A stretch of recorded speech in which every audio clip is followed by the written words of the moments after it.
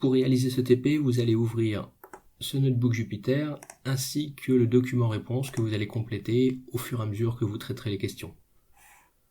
Ce document réponse, le voici, et vous le remplirez au fur et à mesure et me le rendrez une fois que vous aurez fini votre travail. Si je reviens sur le notebook Jupyter, je vous rappelle qu'un notebook est constitué de cellules. Vous avez des cellules de texte ou des cellules de code Python que vous allez exécuter et vous verrez directement le résultat de vos instructions juste en dessous.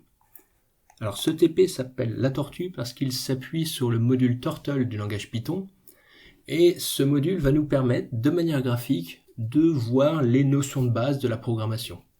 On va dans un premier temps notamment regarder le principe d'une fonction.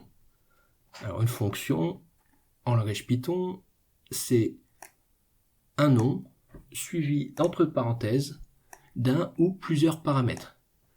Alors pour voir comment ça fonctionne, on va copier cette première ligne ici, je la copie, et je viens la coller dans la cellule de code Python, et je vais donc maintenant pouvoir exécuter cette cellule en appuyant sur le bouton Run.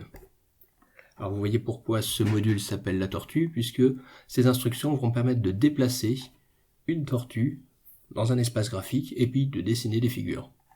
On voit ici qu'avec cette instruction forward 100, j'ai déplacé la tortue d'une certaine quantité. Si je change la valeur 100, je mets 150,